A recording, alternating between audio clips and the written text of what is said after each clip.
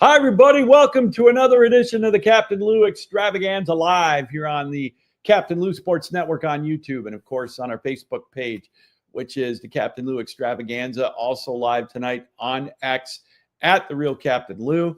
I invite you to subscribe to our YouTube channel, which is the Captain Lou Sports Network. You get all of our great programming on there, including all of our extravaganza episodes with yours truly and my tag team partner, Mitch Bernstein, who sat in yesterday. Another great show there as well. We've got all of our extravagant few minutes episodes live and archived. And of course, the ACHA Power Play Season 10 is underway. The Road to St. Louis is underway. Episode 3 will be happening next Tuesday night at 8 o'clock Eastern Time. So we invite you to stick around for that as well. Happy Thursday. I know it's a special day, but we have a great show planned for you tonight. We got a great interview that took place a couple of days ago. I had a chance to sit down with author Rich Podolsky. He wrote the book Madden and Summerall, How They Revolutionized NFL Broadcasting. Wonderful book. If you're like me and you grew up in the 70s and 80s watching NFL football, Pat Summerall was the man, first with Tom Brookshire and then with the legendary John Madden. So for 2 decades, Pat Summerall and John Madden were the number one team, and in my mind, still the number one team of all time in NFL broadcasting. So Rich stopped by. We had some great stories he shared from the book on both Pat Summerall and John Madden. So we're going to play that interview in its entirety here right after the break. So stick around for that. I think you really will enjoy it. All right, before we do that, stories going around. Hey, the Red Wings last night, big win over the Florida Panthers. I know the Panthers, I know they're injury riddled right now and it's early in the season, but you know, as they say in all the sports, you can't win the Stanley Cup in October. You can't win the World Series in April, but you can lose it if you get off to a bad start. Just ask some of the teams like the Buffalo Sabres. Big win for the Red Wings at home. 3rd straight win after that opening game disaster against the Montreal Canadiens. Cam Talbot again was strong in net for the Red Wings. Mason Appleton, one of the newest acquisitions for the Red Wings with a couple of goals. Patrick Kane, showtime with the power play goal. Red Wings looking good. 4-1 actually was the final last night. A couple of empty net goals for the Wings towards the end. So they've won 3 straight. They're 3-1 on the year, and a good start for the Red Wings. We'll see what they can do from here on out. Obviously, we'll keep you up to date on all of the action in the NHL throughout the year. Young season, but it's good to see the Red Wings off to a good start. In the American League Championship Series yesterday, Toronto with a huge win in Game 3 over Seattle, 12-3, I think was the final score last night. That one they had to have. Milwaukee is in the same boat. They've got to win tonight. There's just no way around it. They lose Game 3 tonight at Chavez Ravine. You might as well kiss it goodbye. They are not going to come back from a 3-0 deficit against the mighty Dodgers. A win tonight will kind of give them a little bit of momentum going into Game 4. And speaking of Game 4, it's Game 4 tonight already in Seattle. The Dodger-Brewer game is at 6:08 Eastern Time. And then the game at 9:08 is going to be the Blue Jays and the Seattle Mariners. Toronto wins this one tonight. It's back to a best-of-3, all tied at 2, going back to Seattle or to Toronto. So this is a big game there as well. But a bigger game tonight, a must-win if you're a Milwaukee Brewer fan. If not, the Dodgers and their fans can start getting ready for another World Series appearance. All right, we're going to put the rest here, the Kansas City, Detroit storyline, if you will. Brian Branch, he had his appeal for his 1-game suspension. That was nullified. He's going to have to sit out against Tampa Bay next Monday night.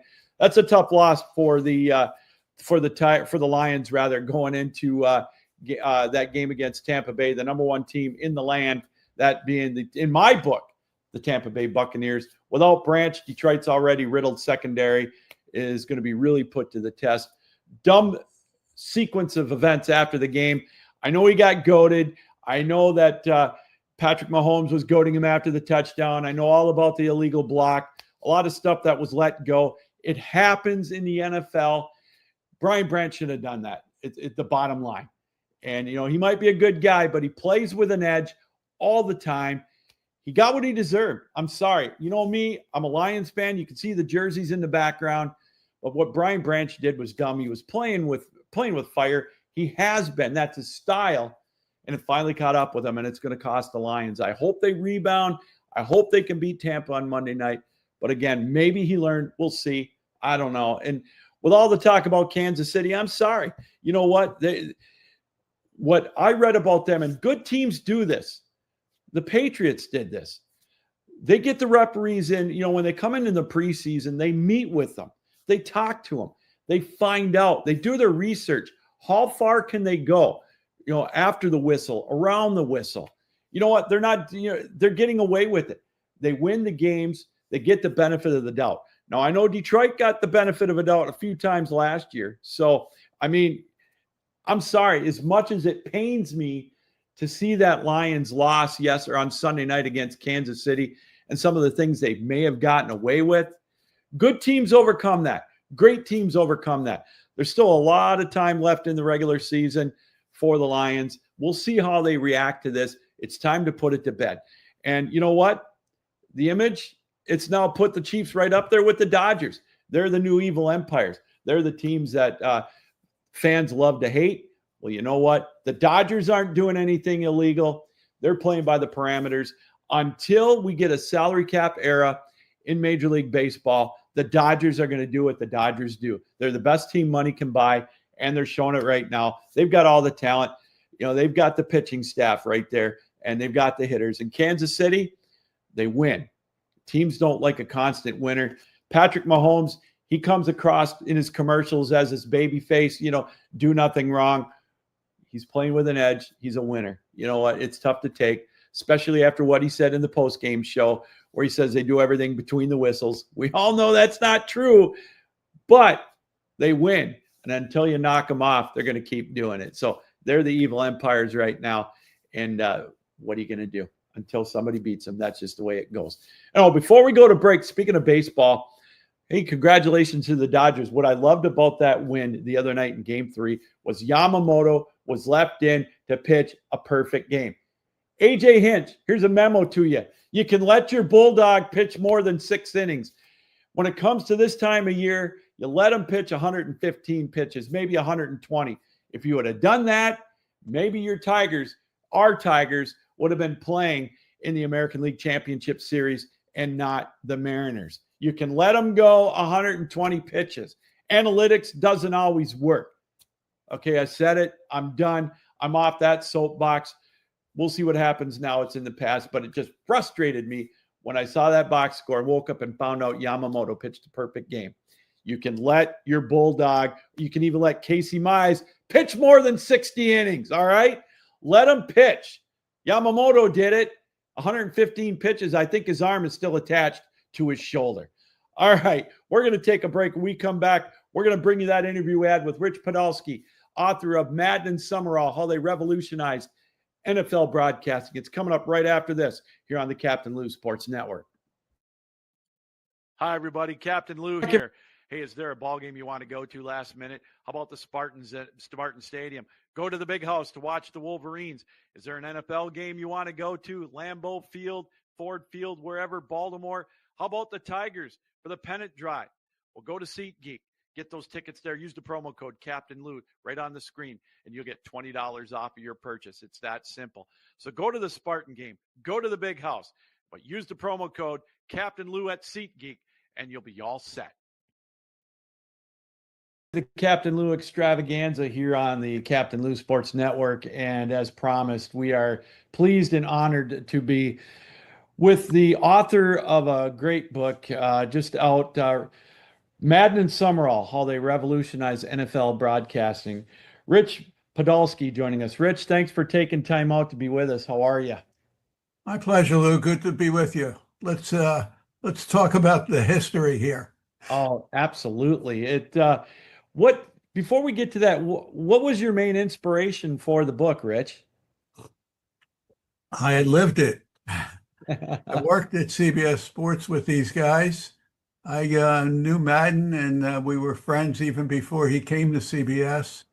And I had just concluded writing You're Looking Live, which was about the NFL Today's 50-year history.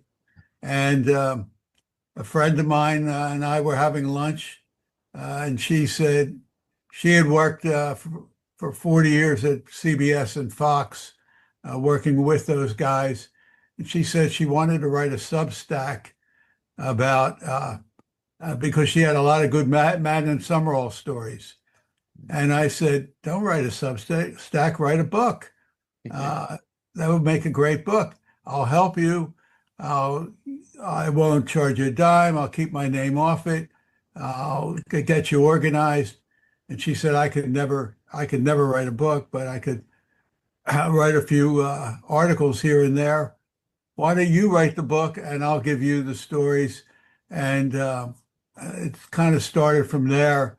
I started to think about it, and I already knew all the people who were involved with putting them together at CBS, and knew Madden well, and I knew Summerall pretty well from working there.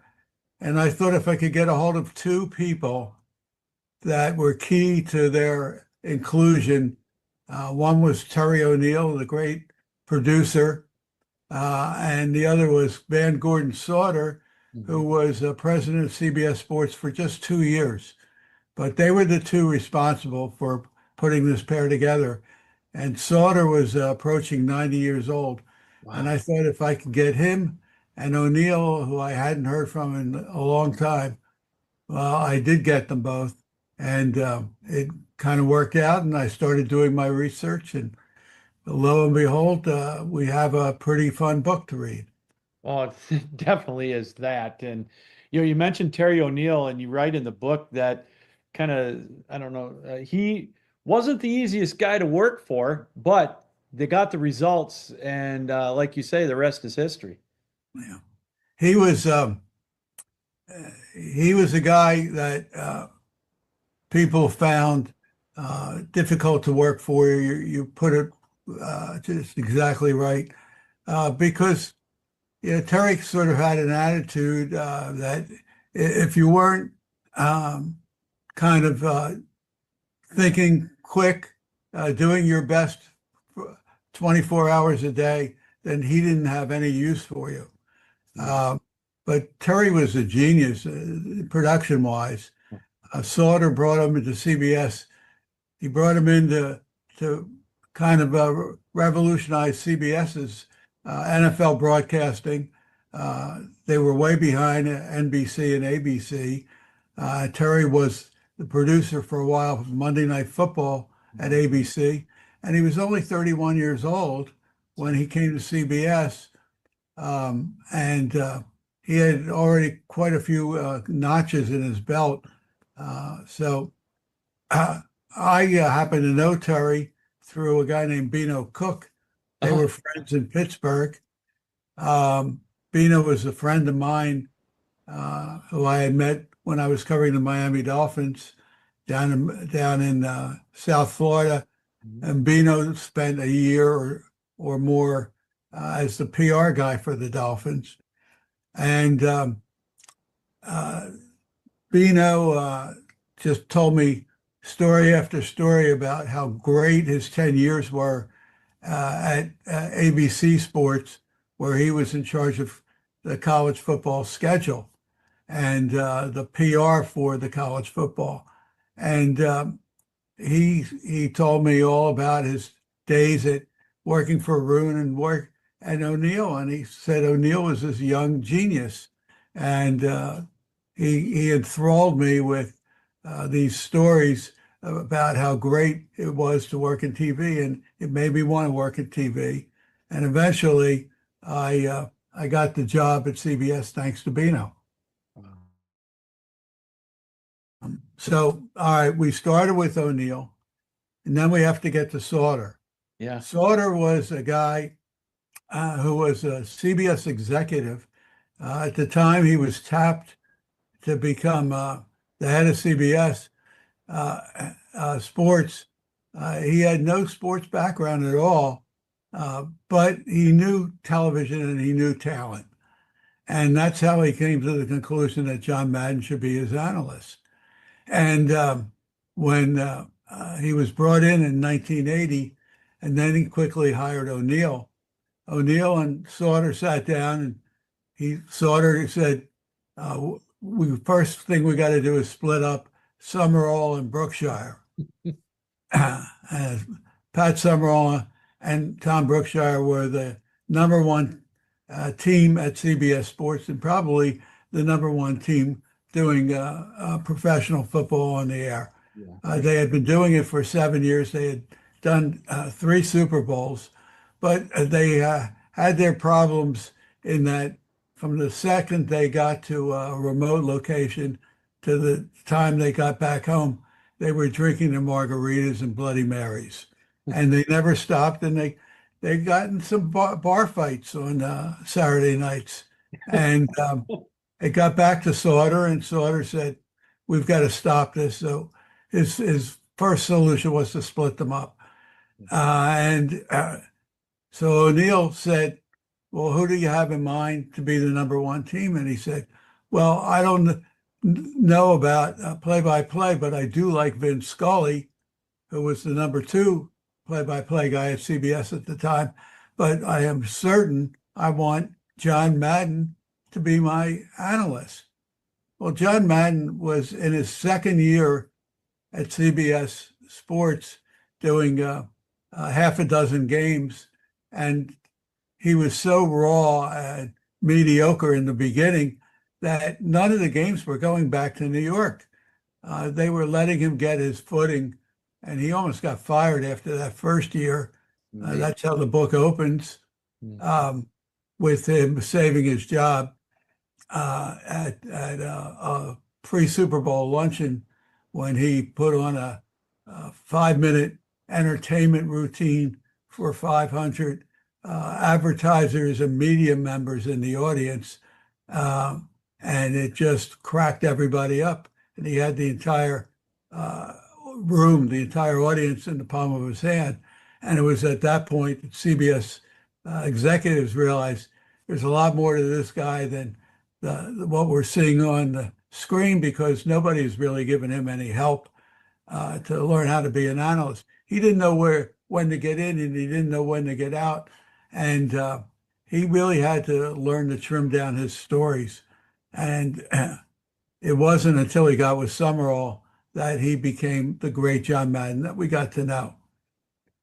You know, Rich, it's funny. You talk about, I want to go back to Pat Summerall first. And in the book, you tell the story of, and it's the old cliche, being at the right place at the right time in the hotel room with Charlie Connerly, and he answers the phone, and lo and behold, there we go. He's off on his broadcasting career. Yeah, that was pretty amazing. Summerall got with the Giants. He had started with the Detroit Lions in 1952. He was a receiver and also a defensive end. And he got hurt playing as a defensive end. And he was dumb enough to tell his coach after his arm had healed that he couldn't stretch it out far enough to catch Bobby Lane's passes like he could before that. And the coach immediately traded him to the worst organization in professional football, the Chicago Cardinals, owned by the Bidwell family. And he spent, I believe, 7 miserable years there. They were horrible. They lost big every year.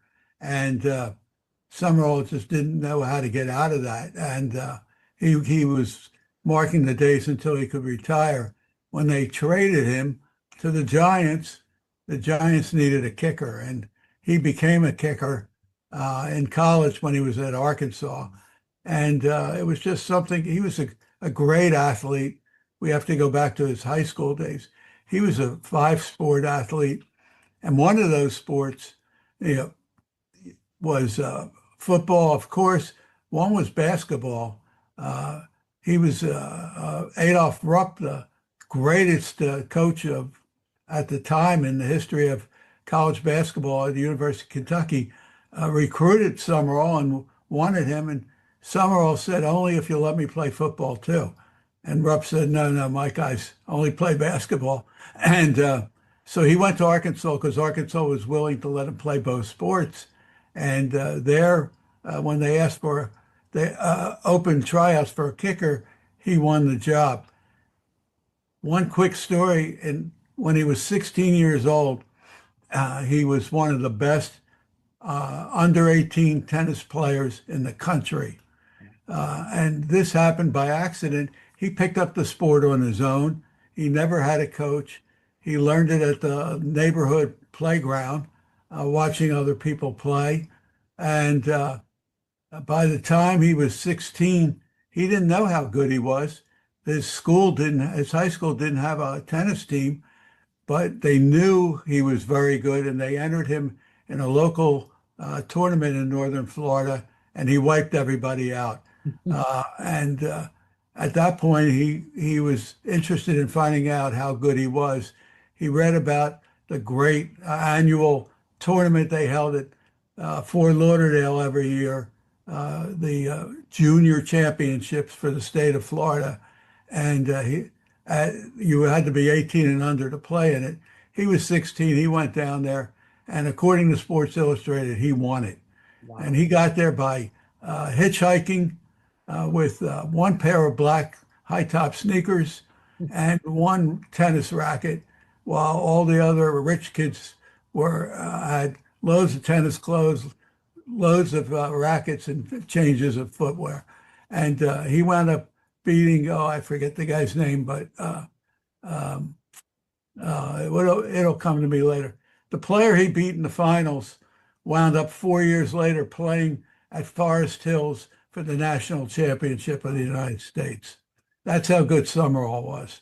Right. But he got drafted by the Lions shortly after that, after his first 3 years at Arkansas. He went and played there, and he winds up, leading to your question about Charlie Connolly, winds up with the Giants. He's rooming with Charlie Connolly, the quarterback of the Giants, when they're in a hotel room and the phone rings, and it's a guy from CBS radio asking for Charlie, and Charlie wasn't there, and Summerall says, "Could I take a message?" And the guy said, tell Charlie not to forget to come to the tryout for the weekend sports guy on WCBS radio. And before he hangs up, the guy says, "By the way, you got a pretty good voice. What are you doing this afternoon?" He says, "Oh, not much." He says, "Why don't you come too?" And he went along. There were 4 Giants trying out, and he got the job. And that's how he started in radio. And he wound up being very good in radio.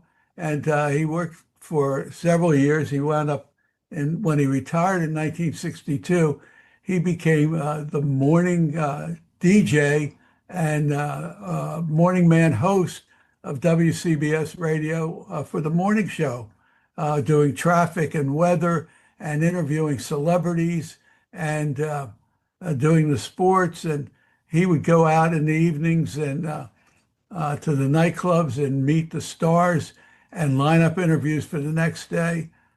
He was making a lot of money, the equivalent of $5 million today, or it was close to 500,000 then, when all of a sudden CBS radio decides to go to all news all the time.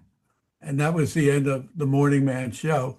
And Summerall decided, well, I might as well try television. Excuse me, I'm losing my voice here a little bit. You're okay. And go ahead, you could ask me a question, Lou. I'm sorry. Oh, you're okay. No, that is all so fascinating. My next question really is, fast forward to when, he teamed up with Tom Brookshire. They did the Super Bowl together. It was right after Ray Scott was done. It was, apparently, according to what you'd said, he had a pay dispute. But I guess my question to you is, those two, him and Brookshire, and then later on with Madden, they were must-see TV as far as watching a game just to listen to the broadcasters. Rich, do you see that in this day and age compared to back then, 50 years ago? The closest I see to it is the combination of Joe Buck and Troy Aikman. Yeah. They've been together over 20 years also. And they really sound like two guys who enjoy being together, doing the game, working together. But it's not quite the same type of broadcast, although it's an excellent broadcast they do. Summerall and Brookshire were like two buddies at a bar, telling stories. And sometimes they related to the game on the field, but you enjoyed listening to them. But they had to get split up, especially after their last Super Bowl, Super Bowl 14. They weren't very good, and Brookshire especially was bad. Got horrible reviews during the game, one particularly from Sports Illustrated. But Summerall and John Madden were completely different. They weren't buddies. They weren't drinking buddies. Over the years, they were friendly, but they weren't close friends. They went their separate ways after the games. Dick Stockton told me, and I wrote it in the book, that he doesn't believe they ever even had a dinner together, just the two of them. But they got along great. When the red light went on, Summerall always had the perfect lead in, and he had the perfect way to get Madden out of a jam when he was going too long. And Summerall was really the one who made it work. He was the Bud Abbott to the Lou Costello, so to speak, for those in the audience who remember that great comedy team. Well, Rich, it's funny. I want to tip my cap to Pat Summerall again for, he realized, and you wrote about it in the book, that, he had to be I don't want to say second fiddle, but he was the straight man, but he knew that, and he realized that some broadcasters can't handle that, and, they pay for it. Pat knew that. He was smart enough to know that with that combination. And I know it's a little getting used to at first, like you wrote, but definitely had to take, he made that role perfect. Some guys out there think they're getting paid by the word. Yeah. They talk so much. Summerall gave himself up. There's no doubt he could have said a lot more during the games. He knew a lot more. And Madden had total respect for him because he played the game. He loved the game. But he knew what he had hooked with John Madden at the age of, I think it was 52, when they were finally paired together. He had hooked a guy who was going to give him another 20 years as a play-by-play man. Summerall was a Renaissance guy. He played the game. He started as an analyst in the TV booth after his radio career. He first started with Chris Schenkel doing Giants games. And in 1962, CBS had two pairs of announcers for every game. They had a pair doing the home team, going back to the home team's audience, and another pair in that booth next to it going back to the visiting team's audience. So every team felt like they had their own announcers, and nobody could complain, that guy is too biased the other way. And that lasted till, I think, 1968. And 68, Summerall wound up getting paired with Ray Scott, who was CBS's #1 play-by-play guy. Scott was a minimalist, and that's where Summerall learned it from. He was the master of saying as little as possible, but being dramatic about it. And I like to point out in the book, he was the Green Bay Packers announcer, and he would say on a pass play, star, Dowler, touchdown. And, the audience knew exactly what you were talking about, especially because you could see it developing. Yeah. And everybody knew who Bart Starr was and Boyd Dowler, who were leading the Packers for years in those positions. Summerall idolized Ray Scott, and when in 1974 he was told that we'll back up a second. You're right to say Ray Scott lost his job at CBS. It wasn't over a pay dispute. It was over a new invention called the IFB, the thing they put in their ear. Oh, that's right. Came, Yes. came about around the early 70s.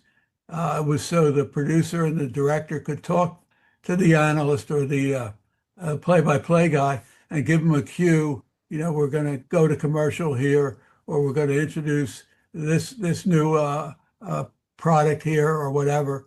And Ray Scott hated it, and he refused to wear it. And finally, after meeting, Scott thought he had enough of power at CBS, having done several Super Bowls, that they would never fire him, but they did.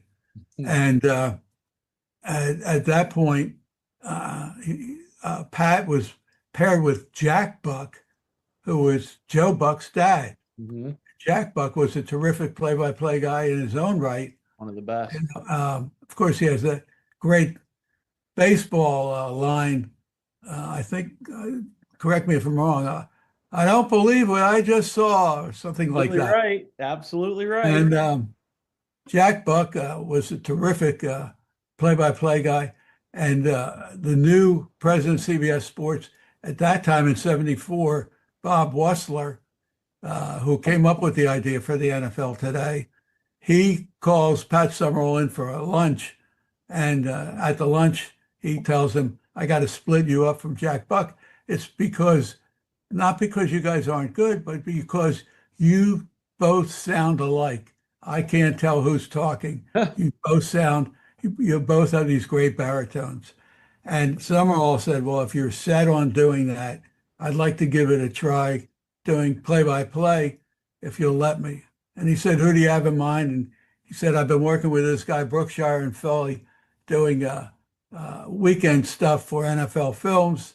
And I'd like to try working with him. 3 days later, they did the first game and they were great. It's amazing, and you and I talked before we came on, and this book is reliving my childhood, because those two, see, Rich, where I grew up in Lake Superior. So you were either a Lions fan or a Packers fan. And in the early to mid 70s, neither team was very good. So the only time you got to see them was either on Thanksgiving or when the Cowboys played the late game.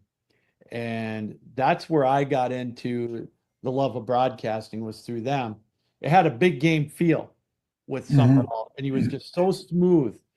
And, Brookshire was his compliment. That's kind of where it takes me back to with these guys around 75, 76.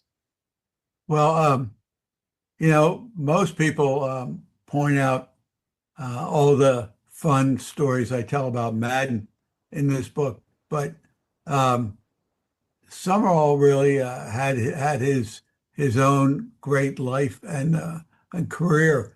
And when he passed away, he was 6 years older than John. When he passed away from what turned out to be a brain disease that was undetected, at the funeral, John Madden said there were voices before Pat Summerall and voices after him, but Pat Summerall's was the voice of the NFL. And it's true, when you turn on your TV at 1 o'clock Eastern time or 12 noon in the Midwest, and you heard Summerall's voice doing the opening tease for the game, you knew it was a big game. Oh, yeah. If Summerall was doing it, especially with Madden.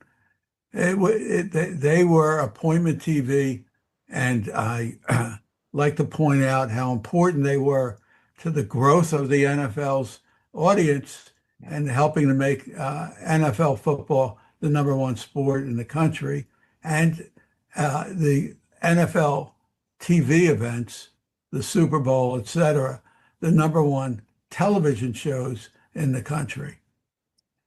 One of the stories that really stood out to me that I loved, and I've read it like 2 or 3 times in the book, is you talk about when Pat and John were at the Silverdome for the Super Bowl, and how they employed the Wayne State football team to run plays, to show, to educate the camera crew and just the crew in general. And that's kind of that, how John Madden took that and just, it was amazing. And that's just a piece of how they made that successful. That was Terry O'Neill, the executive producer's doing. Terry strongly believed, that if the camera crew knew what was coming, it was like getting a test ahead of time. If you knew all the questions, you could come up with the answers and be prepared when the real test came. O'Neill and Madden both lobbied the NFL to give them access to coaches and star players a day or two before the actual games. And that's how that preparation was part of the revolutionized way that they changed the game of broadcasting. Nobody had ever done that before. And they, John would get there several days ahead of time because he was taking the train in the beginning. He was claustrophobic and decided he wasn't going to fly anymore in the middle of the 1980 season. So he gets there early and starts going to practices and talking to the coaches. And he and O'Neill talked it over. O'Neill went to Val Pinchback at the NFL and asked for permission to interview the coaches and star players before the games. And Pinchback never heard of anything like that. And he said, "You want what?" And, we all knew Pinchback. He was a great guy and loved the media, but he was a tough cookie too. And they talked him into it. They promised we wouldn't reveal anything we learned until during the game. And so, there was no chance the other team could find out any of the strategy we learned. And what they learned in those interviews, they shared Saturday night with the whole crew in a long dinner meeting in the producer Terry O'Neill's suite with both O'Neill and Madden lecturing. And, before that, that started, I think, in 1982. Okay. And before that, the way that a production team would prepare for a game, the producer, director, play-by-play guy, and analyst, they'd all meet on Friday night or Saturday before the game with the two PR guys the PR guy from each team. The PR guys would give them the 3 deep rosters, who was injured, and what the tough names were to pronounce. Mm-hmm. And that meeting lasted about a half hour, and then they started with the margaritas. And that was it. Yeah. And all that changed when Madden started going to the games early, and O'Neill saw it out and got the permission to work with the coaches and the players. And O'Neill came up with the idea of using the Wayne State players. Before Super Bowl in 1980 in Tampa, he used a high school team to do the same thing, run the plays that he expected both teams to be running, so the camera crew would be ready for him. And it was really an amazing production. Well, you see how flawless it looked back then when, that Superdome or that Silverdome Super Bowl.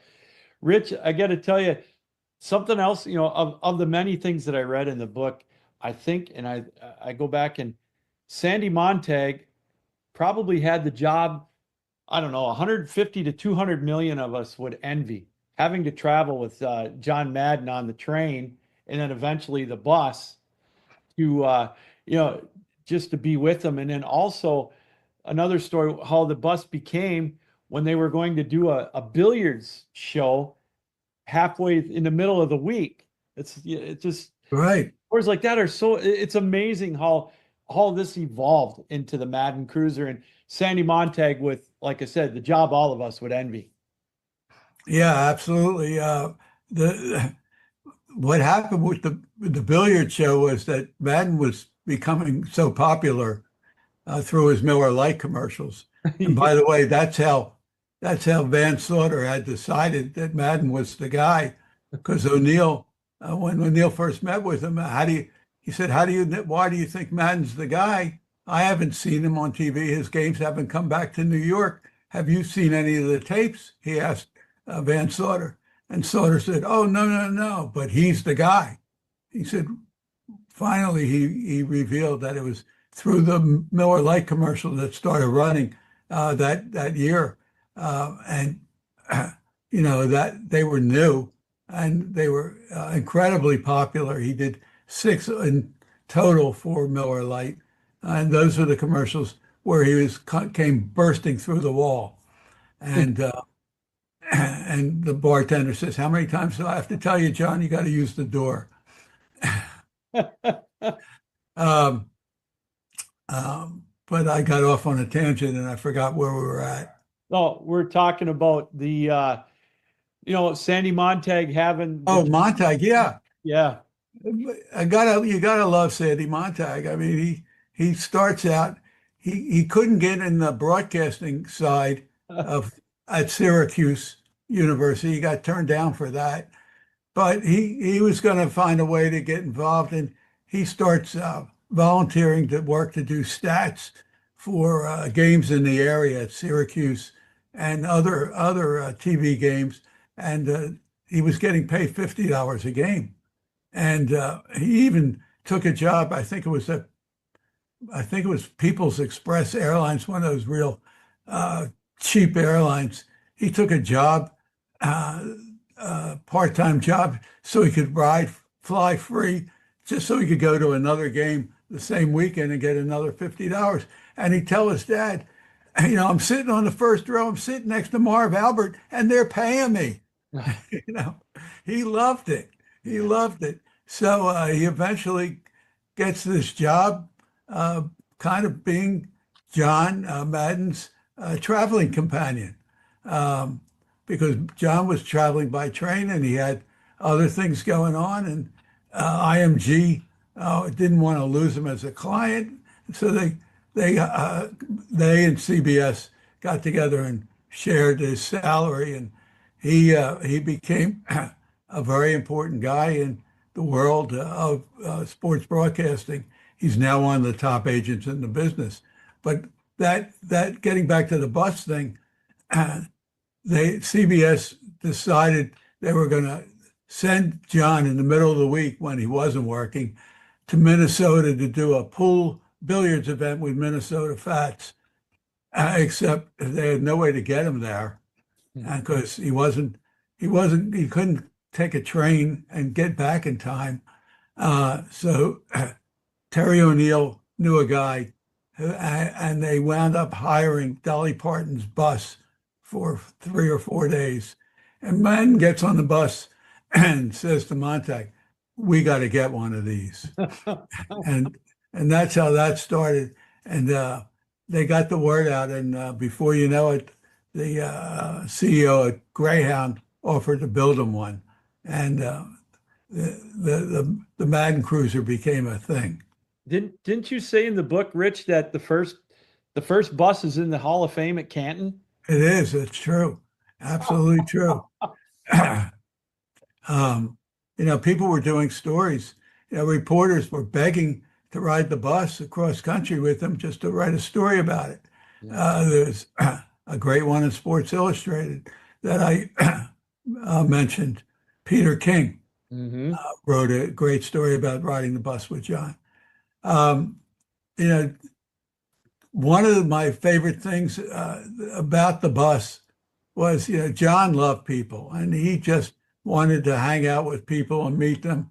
And he stopped and went to I think it was a game in Nebraska, a local high school football game in Nebraska. And I think it was September. And they were having an auction or a raffle before the game. And the prize was a case of pork and beans or something like that. John just loved it. The guy was all excited that he won the raffle.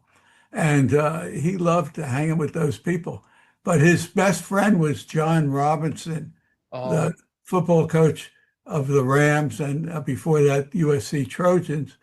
And John, when he rode the bus with John, would always complain that John would never stop at a restaurant that had a tablecloth. Yes. John only liked the dives. Oh, yeah. Well, that's where the turducken came from, was a dive in Louisiana, wasn't it? Mm-hmm. Yeah, yeah. Uh, that was one of the stories that my friend Janice told me about the turducken and how that came to be. But once John found out about it and mentioned it on the air, they sent one to the booth when he was doing a game in Dallas. Somehow they got it to him, and boy, he showed it on the air, and it became a big production number. And they served some of it after the game to the players, the star play.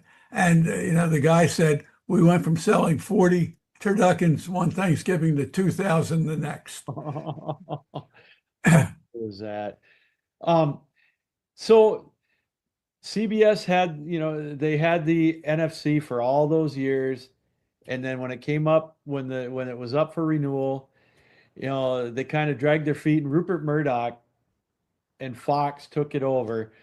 A cool story you tell is about the barbecue. When Madden knew he liked him when he dropped the hot dog on the ground and put it back on the barbecue. And he said, that's my kind of guy right there. Yeah, he said, you're a schmuck just like the rest of us. That's exactly what he said. Oh my gosh, that's funny. Yeah. Yeah, CBS really blew it. And, I could go into detail about why they blew it. They had a new owner who owned the Lowe's hotel chain. I can't think of his name right at the top of my head. It'll come back to me. Anyhow, he had lost, he got talked into buying the Major League Baseball playoffs for, I don't know, it might have been 6 years or so.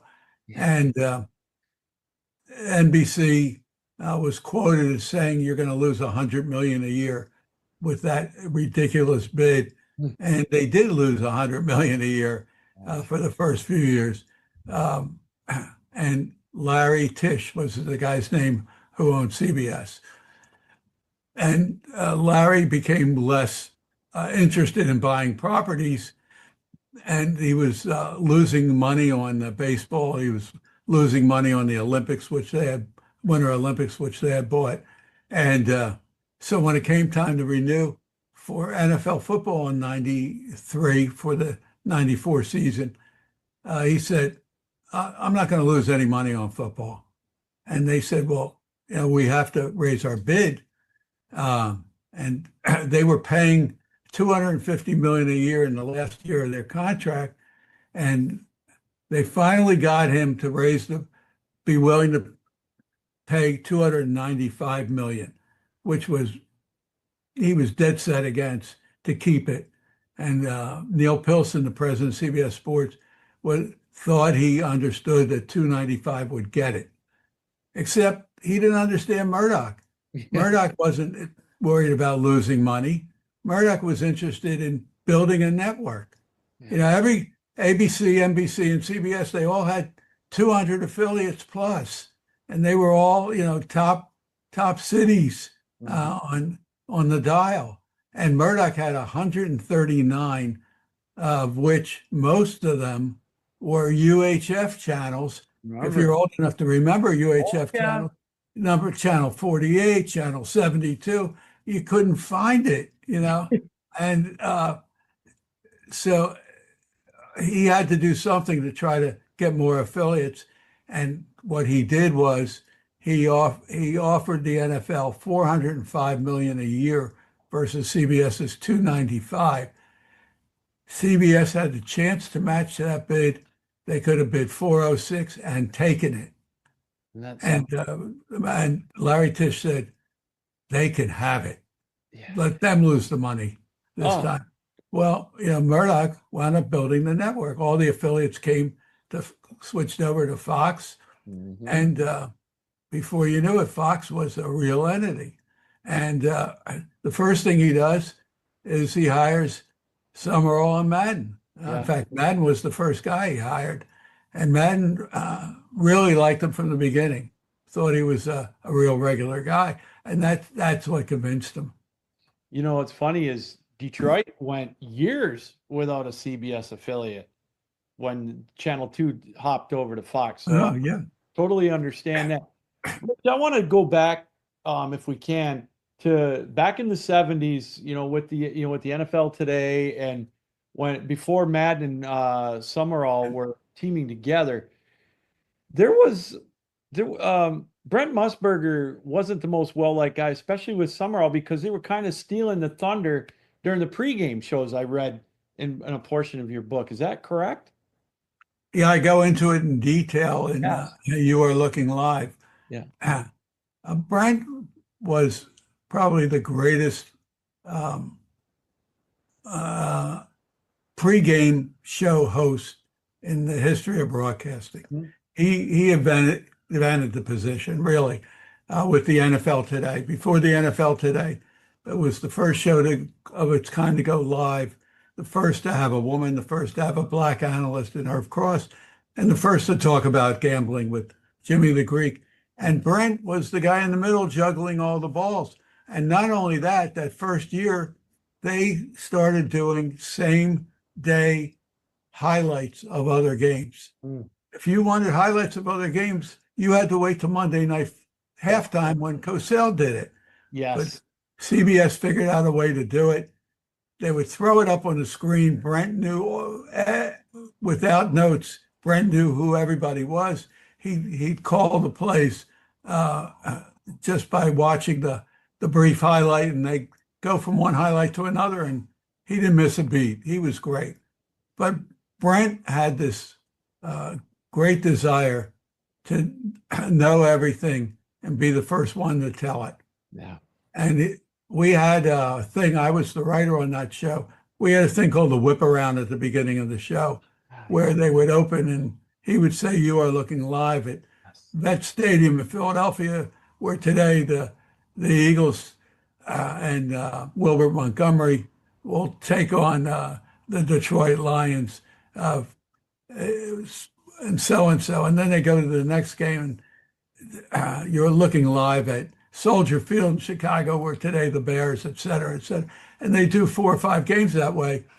And then after that, they actually would go to each site for about 1 minute, and the announcer and the play-by-play and the analyst would talk about what's going to happen that day, if there were any last-minute changes, any injuries.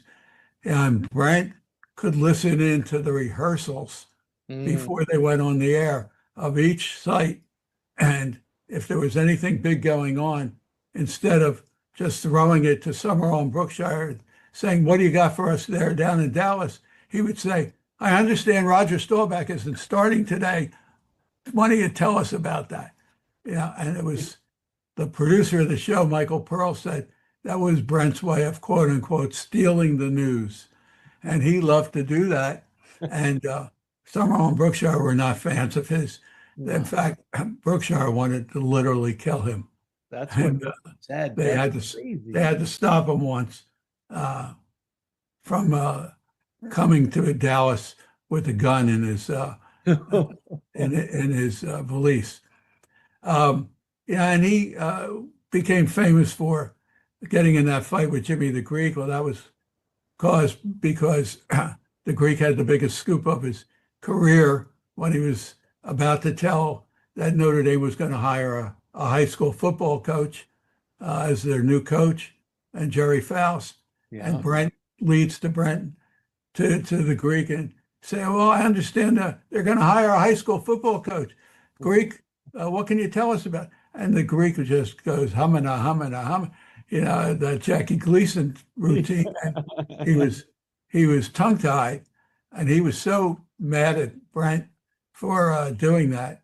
And even after Phyllis's death, Phyllis's daughter, who was on CNN, said that Brent would steal her ideas that she would bring up during the commercials or in between games. Rich, I got to tell you, a side note on those whip arounds. I remember those like they're yesterday because growing up in Upper Michigan, we were Lion fans and we couldn't get the Lion games. So a lot of times that was the only time of day we could see either Tiger Stadium or the Silverdome. Because the only game we would get would play when they played the Packers or on Thanksgiving. Mm. And the other thing is when you mentioned Howard Cosell's highlights, I would have to convince my folks to let me stay up to halftime to watch them. That way we could see when the Lions won, the highlight of it, if they showed it. And you hope and pray that they would. And these bring back so many great memories. Rich, I could talk to you for 3 hours on it, but I know we're up against it. Rich, this has been an absolute treat. Again, these two, Pat Summerall with Brookshire, then with Madden, it's a childhood revisited and so many great memories in the book. I can't thank you enough, number one, for writing it, and number two, for coming on. This has been great. My pleasure. Glad to do it. I see you have a picture of the cover of the book right there. No, right here. And it's available on Amazon. It's the easiest way to get it through Amazon. It's really doing well. The reviews have been spectacular. I'm very proud to say. And even the great Tom Brady has recommended it. So I'm in the right ballpark. You must be doing something right, eh? And I really appreciate the help of Joe Buck and Troy Aikman. Their forwards were really meaningful and touching. Troy wrote about his relationship with John, and Joe wrote about his relationship with Pat Summerall because of Pat's working with his dad. And they were great short pieces to start the book. And along the way, I interviewed a lot of the young guys who Terry O'Neill hired in 1981 as broadcast associates, kids out of college. One of them was Richie Zients, who today, 40 some years later, is the number one producer at Fox, produced 8 Super Bowls. Another is Mike Arnold, who has directed 7 Super Bowls for CBS. So O'Neill did pretty good and is hiring, and Zients becomes a major character in the book, and a very touching one at that. Well, I highly recommend you go out and get the book, get it through Amazon, as Rich said. Madden and Summerall, how they revolutionized NFL broadcasting. He's Rich Podolsky. Rich, thank you so much for taking your time out to be with us today. Really enjoyed the book. Can't wait to read it over again. Again, reliving some childhood. And it's what I grew up on, Madden and Summerall. Thank you very much. You're quite welcome, Lou. Thank you. Hi, everybody. Captain Lou here. Hey, is there a ball game you want to go to last minute? How about the Spartans at Spartan Stadium? Go to the Big House to watch the Wolverines. Is there an NFL game you want to go to? Lambeau Field, Ford Field, wherever, Baltimore. How about the Tigers for the pennant drive? Well, go to SeatGeek. Get those tickets there. Use the promo code Captain Lou right on the screen, and you'll get $20 off of your purchase. It's that simple. So go to the Spartan game. Go to the Big House. But use the promo code Captain Lou at SeatGeek, and you'll be all set. All right. What a great all right. What's going on here? There we go. How about that? Welcome back, everybody. What a great interview with Rich Podolsky, the author of Madden and Summerall, how they revolutionized the NFL broadcasting world. Indeed, so many great stories in there. Highly recommend you get in the book. Again, like I said, if you grew up in the 70s watching NFL football and then into the 80s, they were indeed. Pat Summerall was the guy. He was the number one broadcaster for CBS. Again, not just the NFL. He was at the 16th green or whatever. He was in the tower at the Masters. He did the U.S. Open. I mean, he was everywhere. And, of course, with Tom Brookshire and the legend and John Madden. So great book. I highly recommend you reading it. And again, thanks to Rich for coming on the show. All right, let's wrap it up here today with this a special edition of the Captain Lou Extravaganza. Tonight is week 7 of the NFL season, and the Lions, of course, with that loss last week against Kansas City, looking to bounce back against the Tampa Bay Buccaneers on Monday night. Real quick, let's give you our extravagant list here before we wrap it up. Our Big Ten extravagant 5. No doubt at the top, it's still Ohio State. I think they're the number 1 team in the land. Indiana, Kern Signetti's team, what a win last week against Oregon out there. They get to host Michigan State. 27-point favorite against the Spartans coming up this Saturday. With the wind and the rain that's going to be happening in Indiana, not sure about that, but Indiana's going to win that one. Number 3, Oregon. I know they just lost, but they're still the 3rd best team. I'm still not sold on USC, and especially Nebraska. I've watched Nebraska. Michigan State should have beat them at Nebraska. I know they went to Maryland and won, but I'm going to go with Washington at number 4 and USC. I'll give them number 5. I'm still not sold on them either, the way Michigan State moved the ball on them at home. We'll see what USC's made of in their game this weekend against Notre Dame at South Bend. So those are my top 5 for the extravagant top 5. College football extravagant 8. Again, Ohio State, the number 1 team in the land. I don't think there's any doubt there. Miami is a strong number 2. I think they've got a pretty easy path now to get to at least to the championship game in the ACC and a playoff spot. Indiana, their highest ranking ever in football in the polls. They're at number 3. I can't argue with that. I like Texas A&M at number 4 over Ole Miss. They're undefeated. Ole Miss, I got them at number 5. Oregon at 6. Alabama at 7. And I'll put Texas Tech. That should be 8 on there. My bad. Let's see if I can correct that real quick. Not that it matters, but I'm going to put Oklahoma or Texas Tech at number 8. There we go. How about that for a telestrator move? Texas Tech at number 8. And finally, my NFL extravagant 8. I got to tell you, this is so fluid. It changes so much. That's the beauty of it. But I like Tampa Bay as my best team at number 1.